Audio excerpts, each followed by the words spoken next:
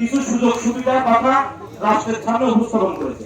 যেরকম সুযোগ সুবিধা কি, যে ফ্যামিলি কার্ড, কৃষক কার্ড, হেলথ কার্ড, এই কার্ডগুলো কারা পাবে? এই কার্ডগুলো তারাই পাবে অ্যাকচুয়ালি এই কার্ডগুলো যোগ্য যারা। আমরা যারা নেতৃত্ব দেই এই কার্ড আমরা কেউ হয়তো পাবো না। আমরা যারা নেতৃত্ব দিই, বিএনপি যারা করি, তারা কি আমরা এই কার্ড পাবো? অনেকেই পাবো, অনেকেই পাবো না। যারা যোগ্য তারা এই কার্ড পাবে। এখন আমাদের প্রতিপক্ষ বর্তমান যে দল আছে, তারা কি আমাদের সামনে কোনো ভীষণ ভীষণ দেখিয়েছে? দেখায়নি কিন্তু। তাদের কথা হলো যে তুমি মুনাফিক কিংবা আরেকজন মুনাফিক, নাকি? তাদের কথা এখন একটাই যে আমরা মুনাফিক না। কারা মুনাফিক এখন? ইসলামী আন্দোলন মুনাফিক, বিশ্বের চরমরাই মুনাফিক। আমরা বলেছি, তারা বলেছে, জামাত বলছে ইসলামী আন্দোলন, ইসলামী আন্দোলন বলছে যে তোমরা তো মুনাফিক, তোমরা তো শরিয়ার আইন ভিত্তিক দেশ চালাবা না। আর দুজন বলেছে কি, যে আমাদেরকে ভোট দেন, তাহলে আমরা এদেশে ইসলাম কায়েম করব। এখন তারা বলছে কি, যে আমাদেরকে ভোট দেন, পরিচালিত আইনে দেশ চালাবো। তাহলে এতদিনের যে কথা, সে কথাগুলো তাহলে এখন তারা কি বলতে চাচ্ছে? তাহলে এতদিন তারা আমাদের মিথ্যে বলেছে না নাকি? আর আমাদের ছাত্রের মানুষ, আমরা একটা সময় আসলে আমরা আসলে সহজ সরল, ছাত্রের মানুষ কিন্তু সহজ সরল, তবে এতটা সহজ সরল না যতটা সহজ সরল জামাত ইসলাম মনে করে।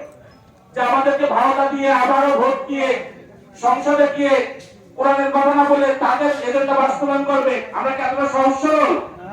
আমরা কিন্তু ইনশাআল্লাহ এতটা সহজ সরল না।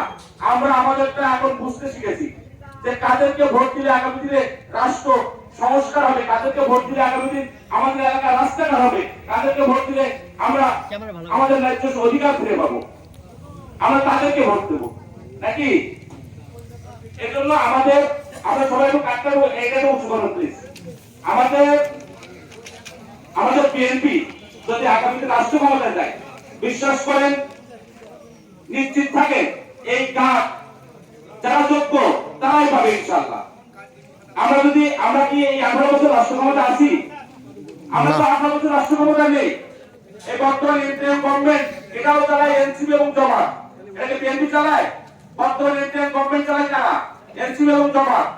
এই এনসিপির একজন বর্তমান নেতা, তিনি কিছুদিন আগে এই যে চরমরাই যাওয়ার আগে উনি ঘোষণা করেছেন, হঠাৎ করে কালকে ঘোষণা করেছেন যে নির্বাচনে এখনো সুষ্ঠু পরিবেশ হয়নি। তার মানে নির্বাচনের তফসিল ঘোষণা হয়ে গেছে, যে এই চরমরাই বিরোধের থেকে আলাদা হয়ে গেছে। দেখতেছে যে এখন তো ভোট করলে হেরে যাবো, সে বলছে এখন নির্বাচন সুষ্ঠু পরিবেশ হয়নি। তার মানে ওনাদেরকে পাস করতে হবে, ওনারা প্রধানমন্ত্রী হবে, তারপরে ওনারা নির্বাচন দেবে। আমরা 18 বছর ভোট দিতে পেরেছি? আমাদের বাংলাদেশের মানুষ বসে আছে ভোট দেওয়ার জন্য। বিএনপি কি দাবি করেছে যে আমরা আমাদেরকে ক্ষমতা বসিয়ে দেন? বিএনপি বলেছে একটা সুষ্ঠু নির্বাচন দেন, জনগণ যাকে ভোট দেবে আমরা তার মেনে নেব। আমাদের বিএনপি ভারপ্রাপ্ত চেয়ারম্যান একটাই কথা বলেছে যে আমরা ক্ষমতা যাওয়ার জন্য লালায়িত নয়, জনগণ যে ম্যান্ডেট দেবে, জনগণ যে রায় দেবে, আমরা সেই রায় আমরা মেনে নেব ইনশাআল্লাহ। একটা কথা, আমরা যে আপনাদের কাছে যে আপনাদের বাসায় বাসায় যে আমাদের যে ফ্যামিলি কার্ডের যে এই পরিকল্পনা আপনাদের দিচ্ছি, আমরা কি বলেছি যে আমাদের এই কার্ড আমরা আমাদের ভোট দিতে দেব? বলেছি? আমরা কিন্তু তা বলছি না। আমরা বলেছি আপনি যদি আমাদের ভোট নাও দেন, যদি আপনি যোগ্য হন, আপনি যদি দাঁড়িপাল্লা ভোট দেন, যদি আপনি এই কার্ডের যোগ্য হন, আমরা আপনাদের কার্ড দেবো। আর এই কার্ডটা আসবে হলো সার্ভের মাধ্যমে। এই কার্ডটা কোনো নেতার মাধ্যমে আসবে না, যে যোগ্য সেইটা এই কার্ড পাবে। তাহলে বিএনপি তার দলের কর্মীদের জন্য এই কার্ড দেবে না।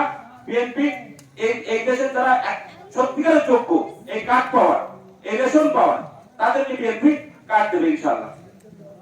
এই কার্ডের অর্থ আসবে আমাদের বর্তমান যে বাজেট, এই বাজেটের যে দুর্নীতিগুলো হয়, আপনারা কম বেশি জানেন যে আমাদের যে মেগা মেগা প্রকল্প শেখ হাসিনা সরকার করেছে, মেগা মেগা যে দুর্নীতিগুলো করে রেখেছে, সেই সব প্রকল্পের অর্থগুলো যদি আমরা কাটছাট করতে পারি, এরকম দুর্নীতি প্রকল্প কাজ আমরা করতে পারবো ইনশাআল্লাহ। ঠিক তো নাকি? তাহলে এই কাজগুলো ইনশাআল্লাহ আমরা করতে পারবো। আবারও আজান দিচ্ছে, যাই হোক, অনেক দূর দূরান্ত থেকে আপনারা সবাই আসছেন, এই জন্য আমি সাতটা সদর উপজেলা ছাত্রদের পক্ষ থেকে সবাইকে আন্তরিক ধন্যবাদ এবং মোবারকবাদ জানাচ্ছি। সেই সাথে সাথে আপনাদেরকে শীতের রাতে কষ্ট দেওয়ার জন্য আমি দুঃখ প্রকাশ করছি। সবাই ভালো থাকবেন। আসসালামু আলাইকুম ওয়া রাহমাতুল্লাহ।